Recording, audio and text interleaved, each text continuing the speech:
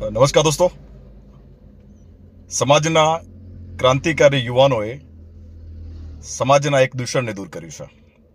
આજે 5 વર્ષ થયા છે. માલધારી સોશિયલ મીડિયા બેસના ઝુંબેશ અને સમાજના એક ક્રાંતિકારી યુવાનોને નતમસ્તક વંદન કરું છું.